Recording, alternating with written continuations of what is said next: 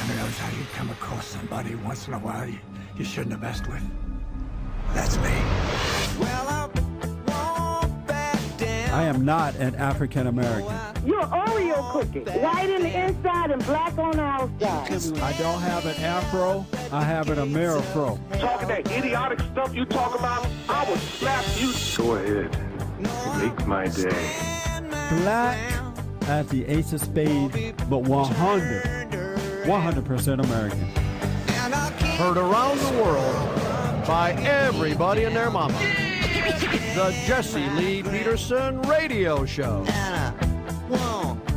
Welcome to the Jesse Lee Peterson Radio Show. I am Jesse Lee Peterson, uniting the races with truth instead of dividing them with lies. We're also rebuilding the family by rebuilding the man. And also, happy Father's Day to everybody, all the fathers. We have an audience today because this is our 5th annual Fatherhood and Men Conference. And this portion is, we have a live panel here, and we're going to be talking about men issues and how to become a man. We're not taking calls, right, Ernest? No calls today, folks. Sorry about that. And we're here every Saturday, by the way, from 2 to 3 p.m. Also have a national radio show I do Monday through Friday from 6 a.m. to 9 a.m. Pacific time, 9 to noon Eastern time, heard around the world by everybody and their mama. And I do appreciate it. Let me say hi to my panel. Hi, you guys. Hey there, Jesse. Hi, y'all. Y'all good. doing well? Good. We're going to start with Andrew Clavin. Andrew, tell the folks a little about you and who you are, where you come from, and why. All right. Well, I don't know why, but I'm a writer, a novelist, a screenwriter. I write crime stories, suspense stories, ghost stories, and they've been made into films. And I've got some stuff that on iPad and things. And I also write a lot of journalism, a lot of stuff for PJ Media.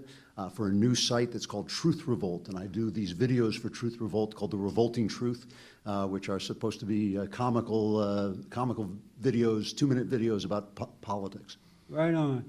I love the way you write, and I especially like when you write about me because you tell the truth about me. You know, you write as is, and I appreciate that. Oh, well, it's a pleasure. Interviewing you was one of the great experiences, and if people want to see the article, it's in City Journal, which you can get online. It's called A Man Alone was the name of it. Yeah. Yeah.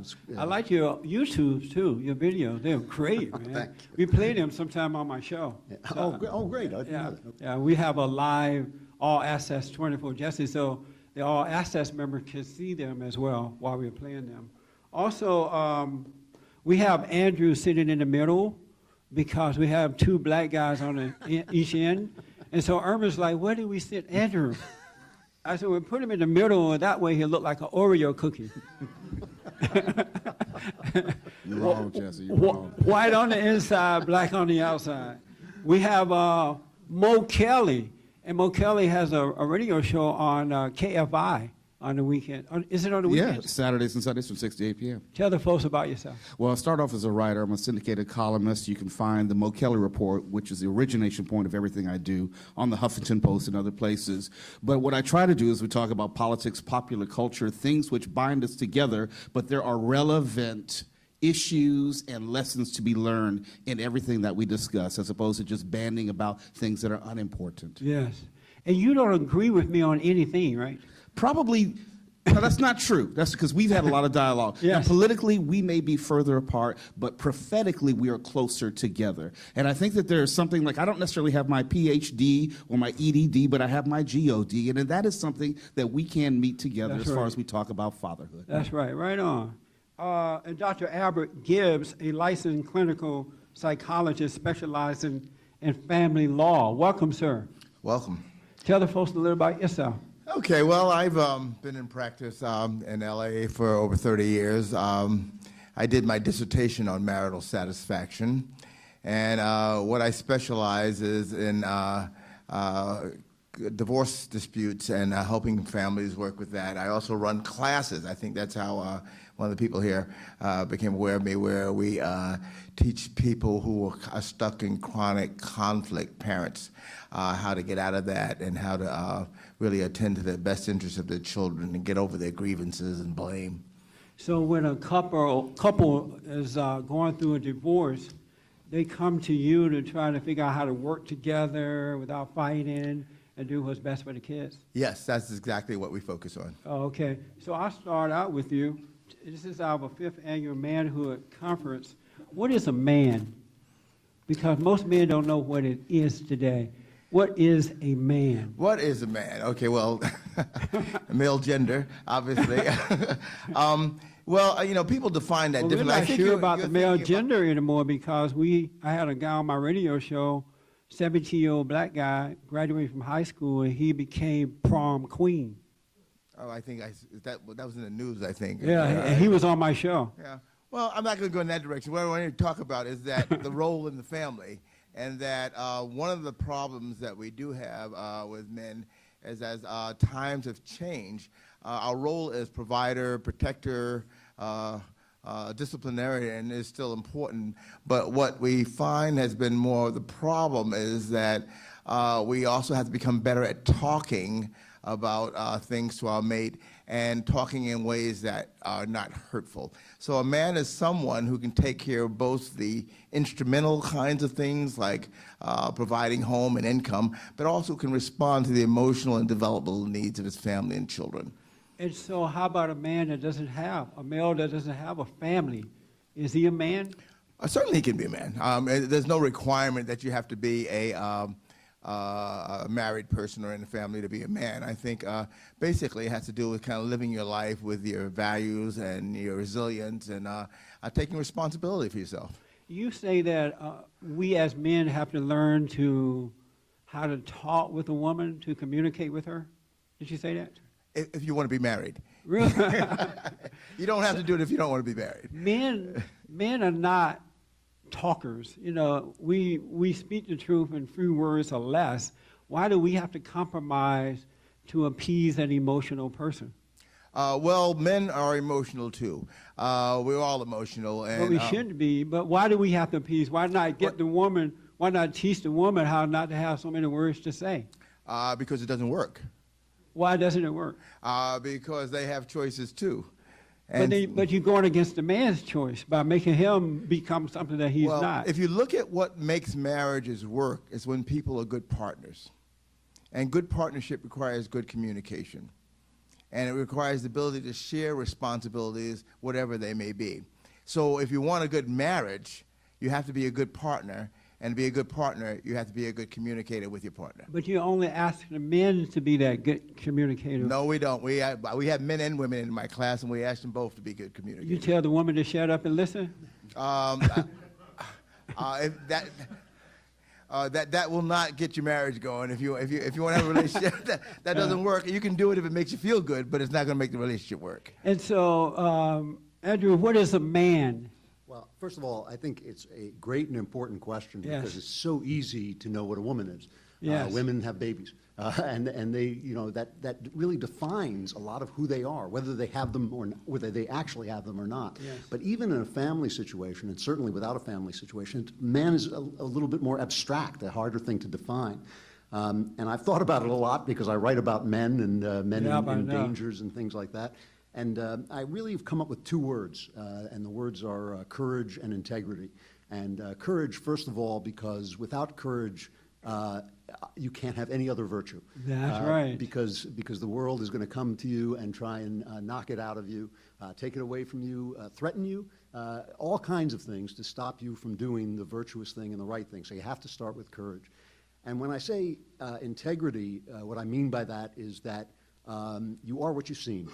You say what you mean, and you are what you seem. Yes. And I think it's not so much a question. You're right, Jesse. Men don't talk the way women do. That's right. And they say fewer things, but I think that the things that they say need to be representative of who they really are.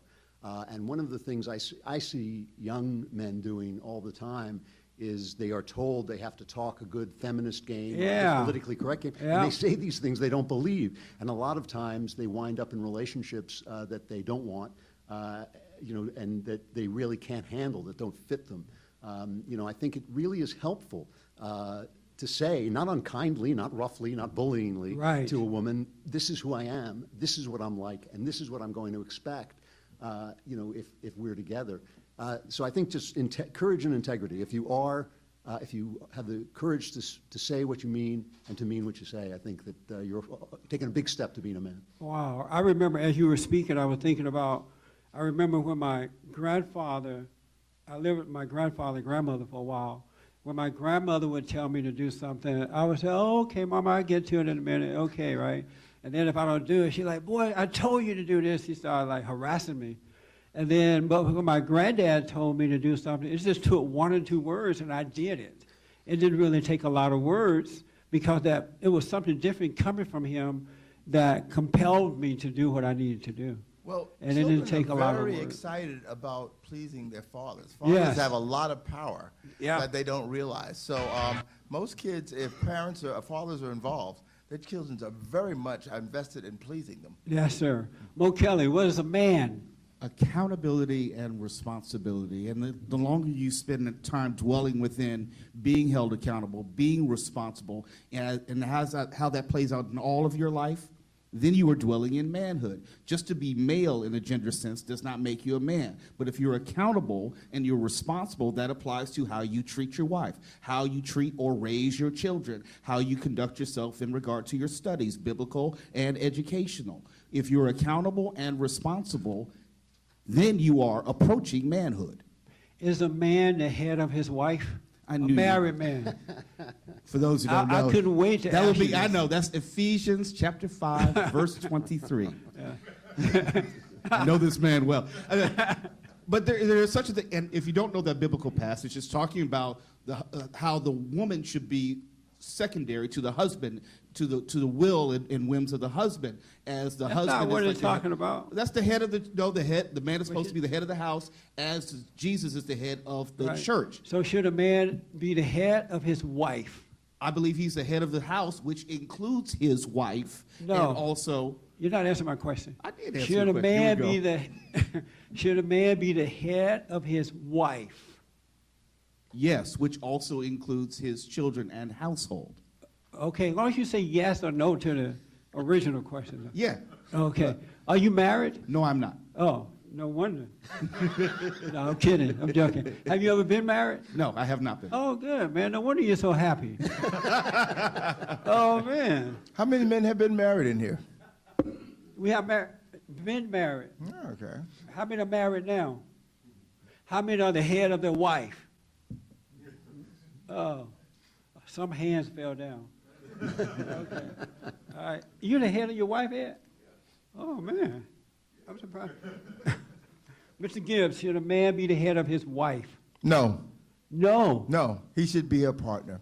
And I think if you he look should at be a what's what? happening into marriages, men who think they should be the boss of their wives I tend didn't say not to boss. be married. I didn't say boss. I said, head should is a a man really- be the head of his wife? No, it doesn't really work that way. It's a nice myth. Men like to hang on to that. But if you look at marriages that are working, when both people are happy, they describe themselves as partners. So you know marriage is... Now, I'm not coming from the Bible. I'm coming Right, from no, I developmental appreciate that. social science. Oh, okay. Okay, so I So want to know do that. you Okay. know marriages that are working when they're just partner and there's no head? Well, I've been married for 34 years myself. I want to say that. And we have a very happy marriage. But yeah, I did my dissertation. And you're not the head of your wife? I am her partner. Her partner. Yeah. Do you know that term partner came from the homosexuals, right? No, actually, the word was around well before we knew about homosexuals. It's in the dictionary. In a marriage, it's called husband and wife, not partners. We are And the husband and wife. homosexuals brought that into... No, we're talking into about the- how we make decisions, how we take care of the business of our lives, how we take care of earning money, how we take care of finding things that we enjoy. When you are a partner and you enjoy each other, you're much more likely to make it and have more resilience than if you get into this, I'm the boss and you got to follow me. It does not work. I can absolutely guarantee you with all that is within me, those relationships where it's a partnership is not working. The man Do you have any facts about the that? man is weak. Jesse, Do you have any facts about Jesse, I got to jump in there because The my man parents is been weak. married 50 plus years. Yes. On the basis of a partnership. And if I am anything, I am a reflection of my father's manhood, who was raised without a father because his father died when he was 5 years old. So we can't necessarily relegate someone who is willing to work as a partner with his wife as not being someone who is exemplary of manhood. How many companies, have you ever seen a company where there's not the president, the vice? It's not an ego thing. It's just an order of God that works well. How many, have you ever seen a company where there's no vice? Are you asking about a chief decision maker? President or vice president and so on and so on. In a company, there are examples, especially companies today, especially new media companies, where there is not necessarily a president, but there's a board in which they consolidate their decisions around a group of people. So where do you want to go with this? Can I jump in here also? Let me just a ask this company first. is a business. Hold on, let me They're ask not- this. Let me ask this quick question. You a Christian? Yes, I am. Kelly? You Yes. a Christian? Yes, I am. I didn't know that. Yes, you did. Don't even try it, Jesse No, I'm kidding. Peterson. What does God say about that? Is that order there that's been ordained by God? God in Christ, Christ in man, you're man over making a woman. false- you're making hold a on. false No, equivalence. hold on a minute. I'm just asking you this. God in Christ, Christ in man, man over woman, woman over children. It's not an ego thing. It's a spiritual order. Do you agree with that order I agree from with God's? that. Yes, I agree with that. But So if you've you agree conflated with that, how are you business. able to change it if you agree with it? Because if he ordained it that way, it will work. Nothing else work but that. No, why would you change that order? I didn't say that I was going to change it. I'm saying that there are plenty of examples of partnerships in the sense of man and woman working together. There may be a chief decision maker, but there's still a partnership in place. Andrew, what do you, yeah. Well, jump in. the only thing I would say is that when you talk about this, I agree with you, but you leave out part that it's also in the Bible that says that the man should empty himself out for his wife. Exactly. So when the man is the head of his wife, but he empties himself out for his wife and for his wife's happiness, you have a very different situation than a guy who's bossing his wife around. That's and, right. And telling her, you know, do this, do that, and I'm the man, so I've got to be in charge. I think that works, which is, I definitely believe is ordained by God, and I think that works in an amazingly It does. good way. And I wouldn't be afraid of calling that a partnership in a way. I mean, it's A man doesn't think of himself as bossing his wife Right. around because the love and the instructions that he's passing down is coming from his creator. And he knows that his creator is in charge of him. Yep. You know, and so who is he to puff up that he try to boss or become a macho person to push someone around? That's not love, and it's not the right way. And if a wife knows that you are out there truly willing to empty They yourself can out tell. for her happiness, she is not going to feel that she's being bullied. or That's kicked right. down the That's street. right. Agreed. Dr. Gibb wanted to respond. Go ahead, sir. Well, you were mentioning a business. A business's bottom line is making money. And so they have a sole purpose. They have a hierarchy. In a family, you have one side, you have a business. You got to take care of business. But you also have a relationship. If your kids do not enjoy being with you, they don't listen to you. So you do have to be firm. You have to be disciplined. But you have to have more skills than just is required in a business. And those what really do require you to have a partnership with your mate. But those skills come from your creator. Men already know. You're when they're- religious. I know that. Wait, I no, understand no, that. But no, I'm I'm just talking talking- about research about what we find. I have facts and just not just beliefs. There's a lot of research about the frequency of dissatisfaction in marriage. There's a lot of research about what helps marriages work. I'm not anti-religion, but I'm just saying from a factual basis, a numerical basis, relationships that have both the component of we take care of business together, but we're also partners in an emotional sense, do better. And that's just the facts. And I know you're a man that likes facts. Yes. Here's the thing I think that you missed, Jesse, respectfully.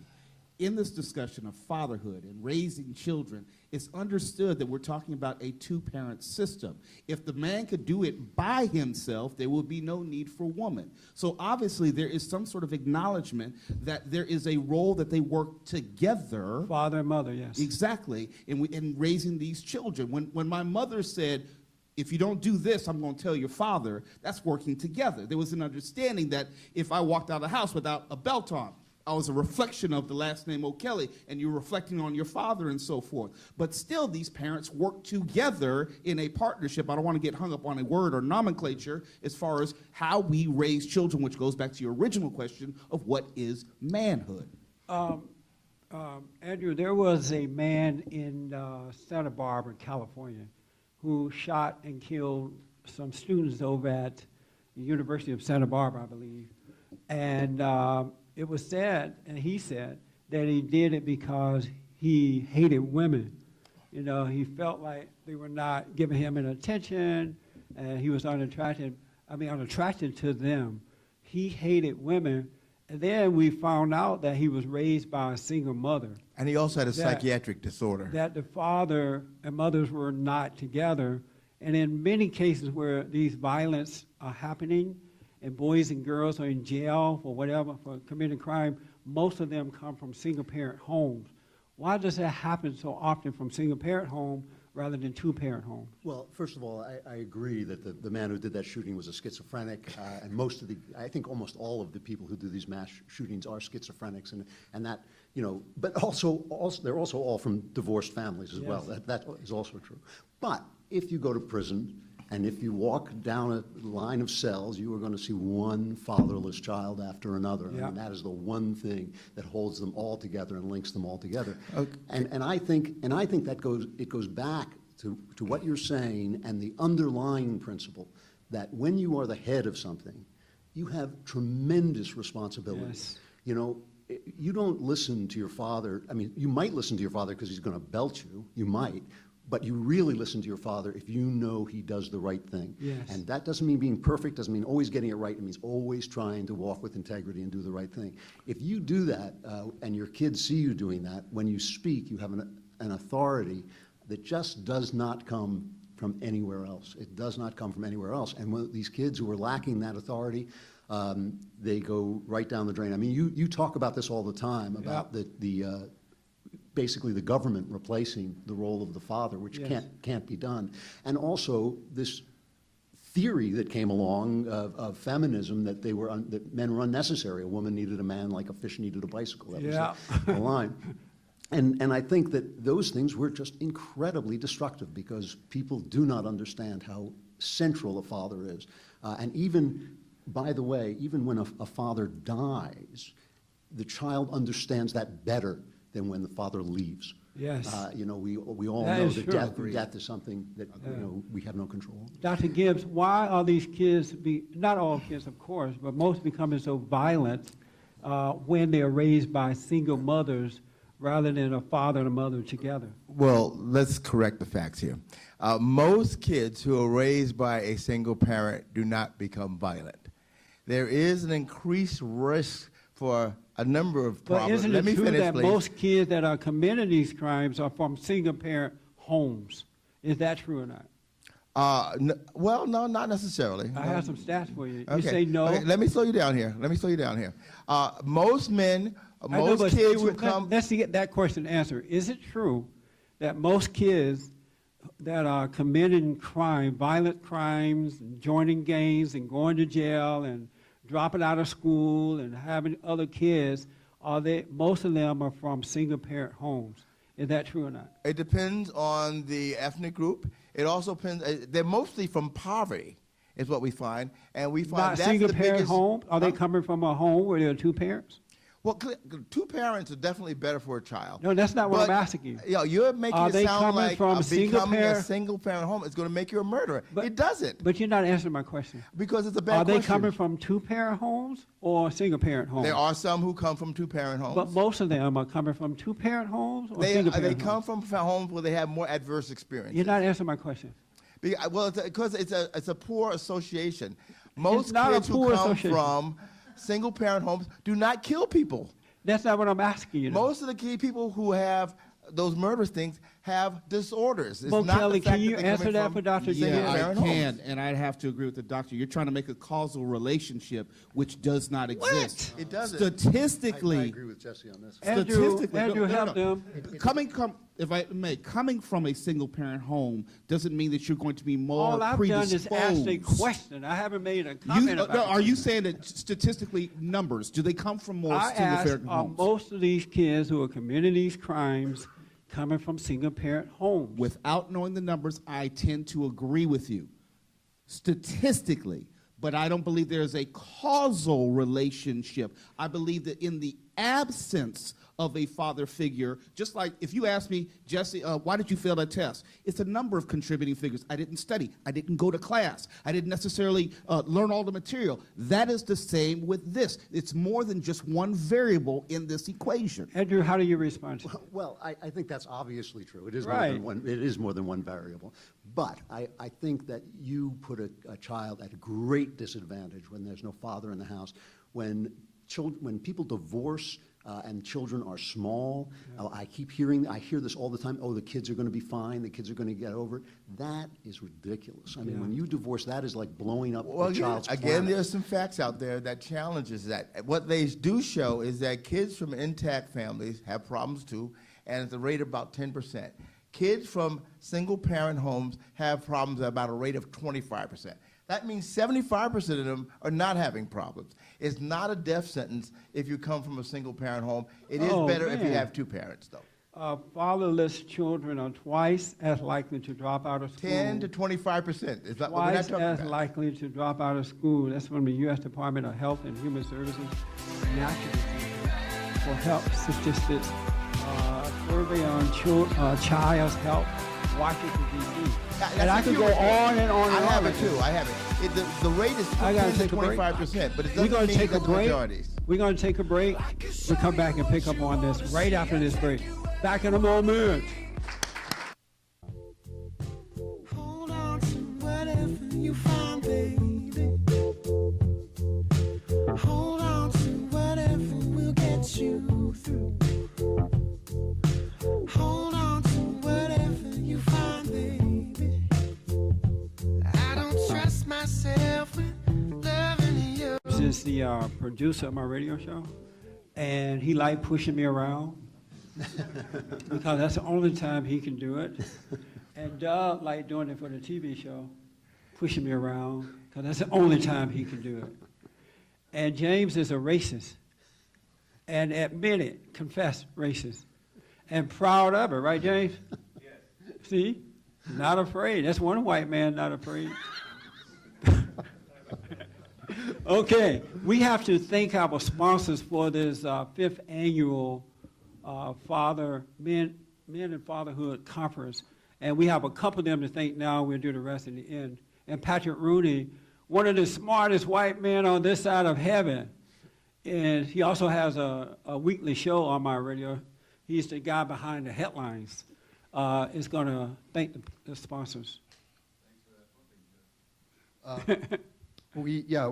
Go out there and support our sponsors. I mean, they make this, everything we're doing here today, possible. So please go out there and support them. Go to bondinfo.org and see our sponsors, and please support what they're doing. A couple of sponsors I wanted to mention. Premier sponsor is Dave Anderson's Learn to Lead, providing the tools our clients need to reach their personal and corporate potential. LearnToLead.com, www.learntolead.com. Great organization. If you've got a business, you want to learn how to make it better, go to LearnToLead.com. Another premier sponsor is Matthew 2535 Foundation.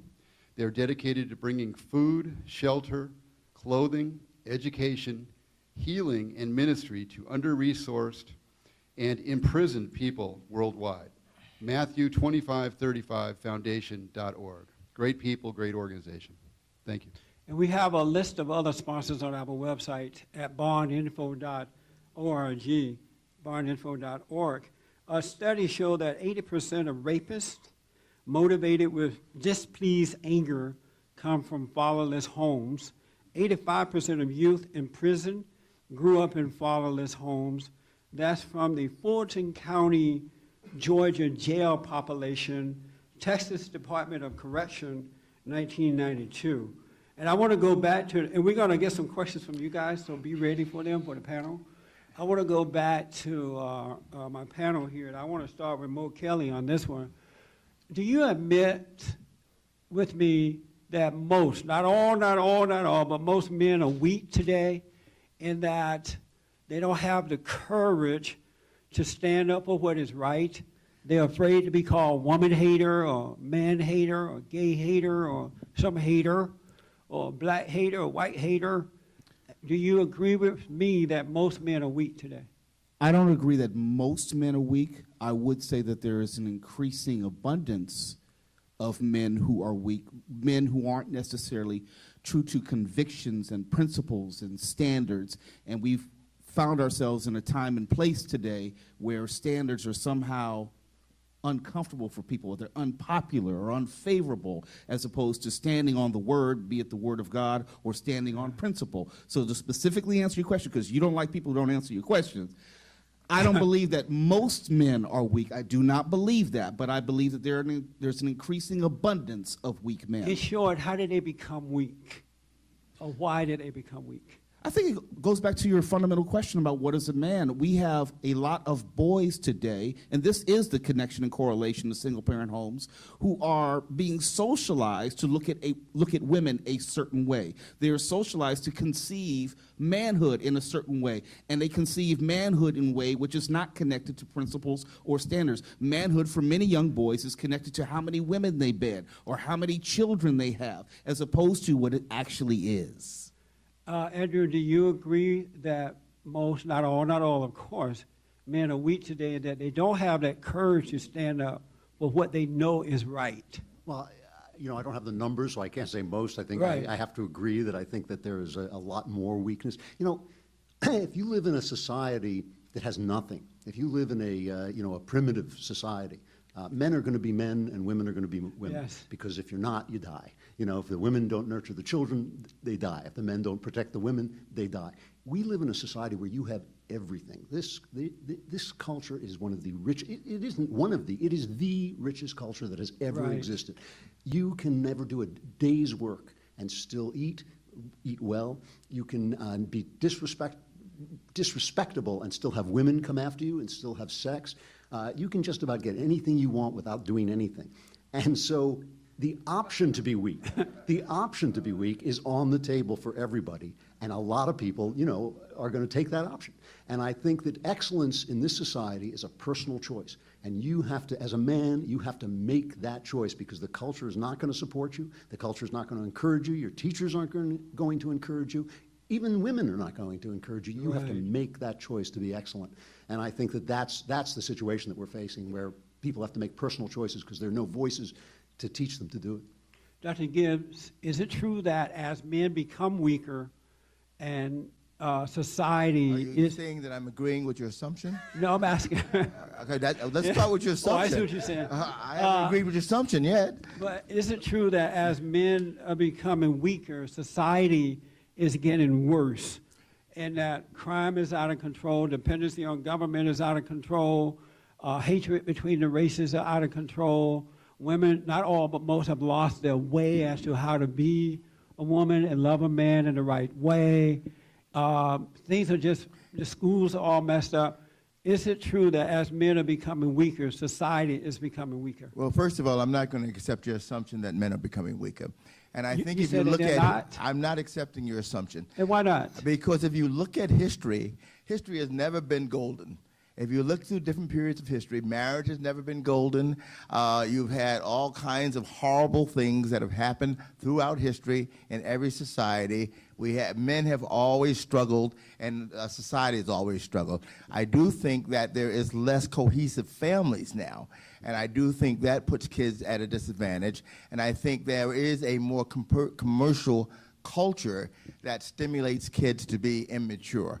But if you look at history, people have always struggled. Families have always struggled. There's never been a golden age where everybody was behaving perfectly. How do you respond to that, Andrew? Well, that's true. There has never been a golden age, but there have been ages that were better than this one. Thank you. And you know, one of the things about decadence, you know, is that it's fun for a certain number of people. You know, I mean, we shouldn't think that decadence is always buildings falling down and people starving in the street. Decadence is sometimes people living off the wealth that was created by their forefathers. Yeah. So yeah, we've had societies with better cultures, better morals, better values than the one we have now. And I think we have a prevailing culture, a prevailing intellectual culture that has rejected the idea that there's good and evil. And I think that is an undercutting. That is decadence. That's the definition of decadence. Yeah. Is to not know that there's good and evil, and not know that there's something worth standing for and fighting for. What do you say to that, Mo Kelly? I think it all depends on what your litmus test is for measuring how good or how bad society is. Are we going to go back to the Great Depression and talk about it in an economic sense? Are we going to go back to the Civil Rights Movement and talk about it in a social sense? Are we going to go to a time in which women did not have the right to vote, which goes back to Dr. Gibbs's point as far as we have always struggled. The things that we're wrestling against today, to go back to the Bible, we're not wrestling against flesh, we're wrestling against good and evil principalities. I know I messed up the scripture, but you understand where I'm coming from. Yeah. We are attuned in a different way now, which goes back to your feelings about the failings of society. We are a celebrity culture now. We have children who are products of the Kim Kardashian world, where if I have a sex tape, then I too can be famous. But if they have fathers in their homes, would they be feeling that way or reaching out for an identity from that? I don't know. Kim Kardashian had a father in the home. I mean, so it's not a linear progression. Again, it goes back to when I was growing up, and I'm 65 now, so I grew up in the good old days when boys were boys and men were men. I grew up on a plantation down in Alabama under the Jim Crow laws, but we had family. We had grandparents who were married together. We had father and mothers who were married and together. We had uncles and aunts down the road who were married. And less than 10% of children were born out of wedlock. Abortion was almost unheard of because we had that family structure which brought in spirituality and respect for one another and themselves, right? Once they broke that black family, now in the black community, 1,800 black babies are aborted every day. Everybody and their mama having sex in the black community. 73% of black children born out of wedlock. We agree. And my thing is, racism back then was alive and well for the most part. This civil rights movement had not happened, but black Americans had a higher standard of living then.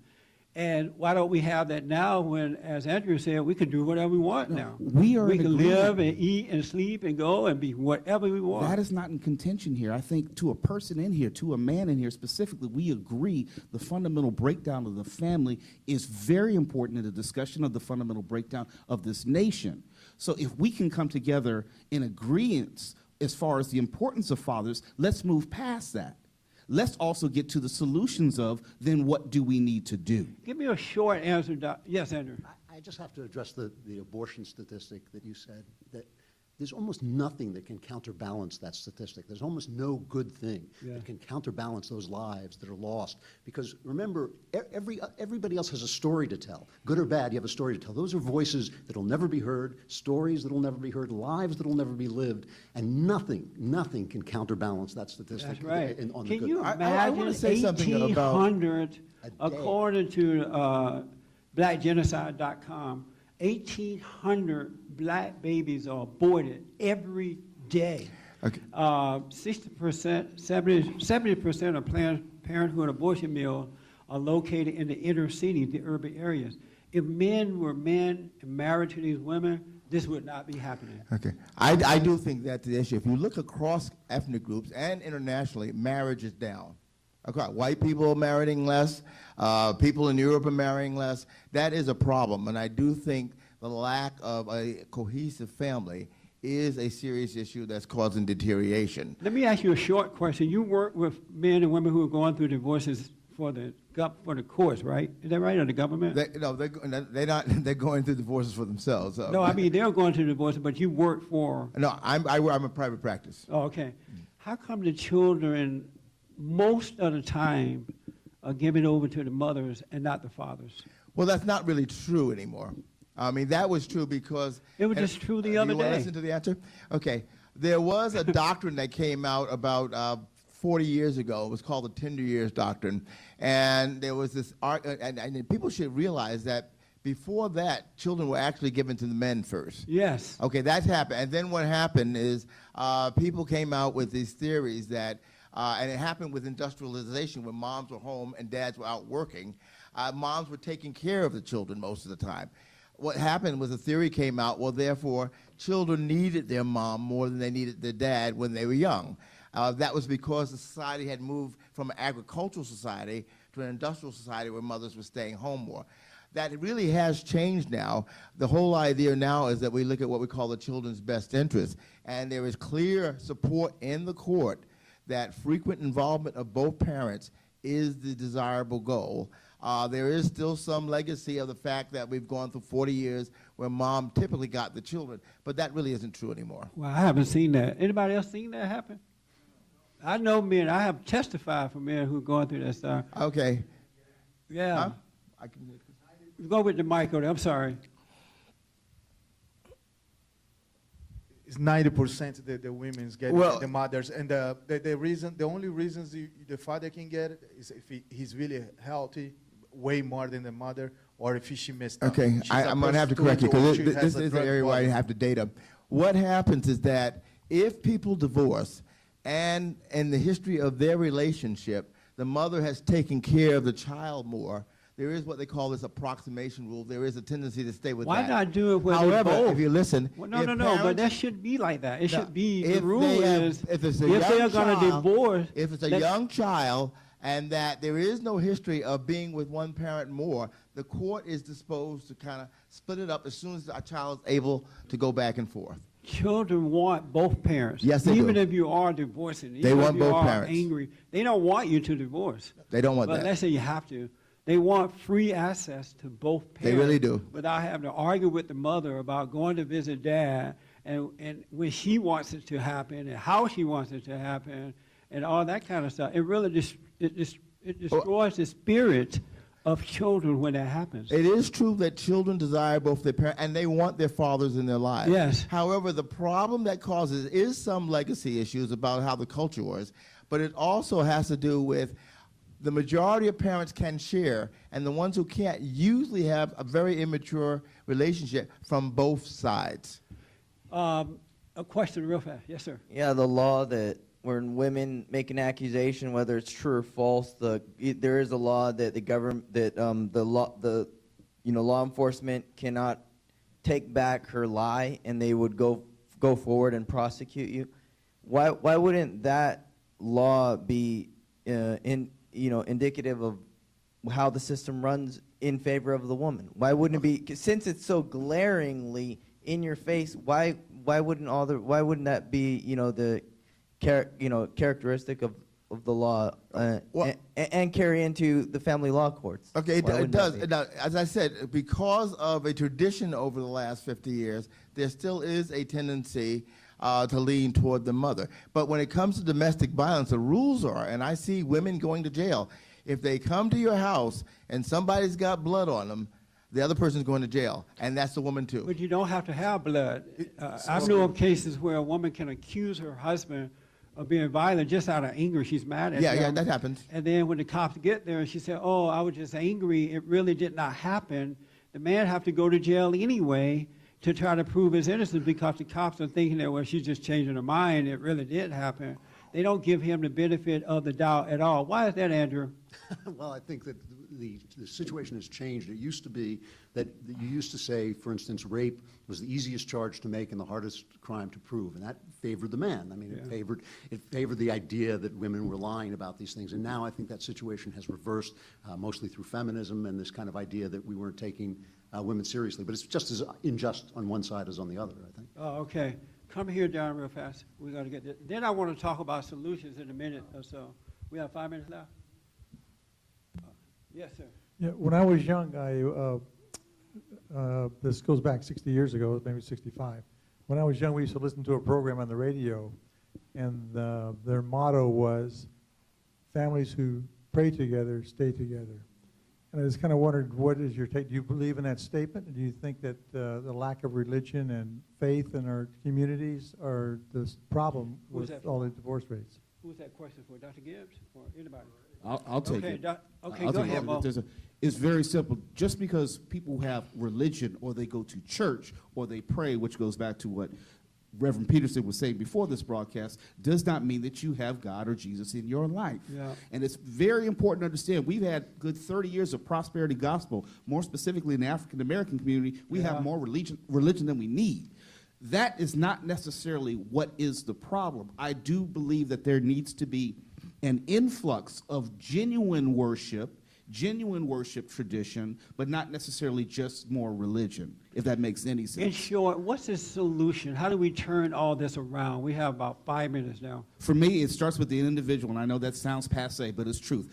Even though I'm 44 years old, I still remember what my father tells me, who's still alive. Every time you walk out of the house, you're a representative of this family. You represent me. Each word that comes out of your mouth, even right now, I'm still representing Morris P.O. Kelly. And each one, if we use that as a way to touch each and every individual who's 9 to 13 years old as a male, we will make a difference. Dr. Gibbs. Well, to your question. Well, I'm sorry, we can't answer that. We have about 3 minutes. Okay. So you got what we a have minute. found, and we have studies, outcome How do you studies, turn this around? if you can get parents when they are young to educate themselves about raising children and also about how to sustain a relationship, they have a better relationship and the kids will do better. How do we turn men around? I think it's got to Andrew. start with God. I think we've got to get to the people who make opinions, who teach, and convince them that they've gone down the wrong road. That this thing where you're teaching people that God is a mistake, that we're living in a post-Christian society.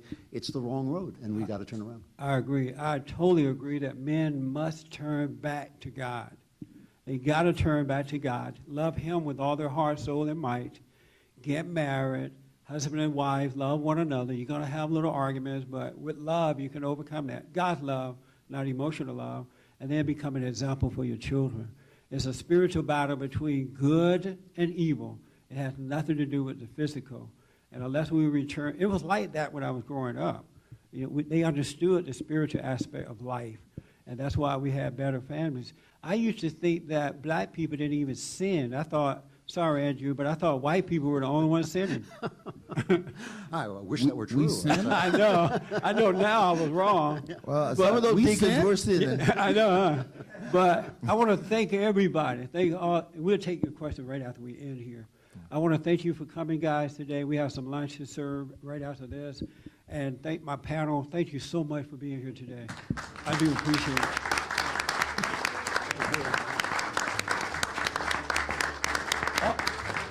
Also, folks, check out my weekly show, Monday through Friday. Go to bondinfo.org, bondinfo.org. We have a private school, Bond Leadership Academy for boys and girls. We're accepting kids now for September. Thank you for tuning in, and have a good one. Happy Father's Day, everybody.